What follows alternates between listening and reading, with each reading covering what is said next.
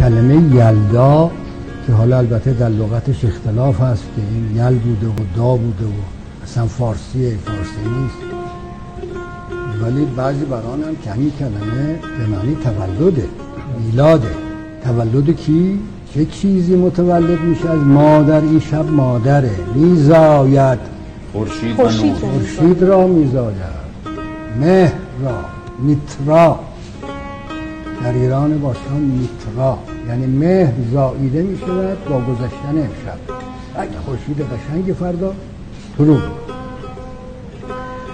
و طبیعتاً کسی که منتظر خورشید است و نور و حکمت و علم و معرفت و محبت که همه چیز در خورشید نور و محبت است، این شب رو باید تحمل کنه.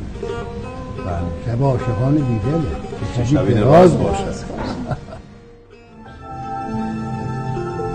گریه حافظ که سنجد پیش سنای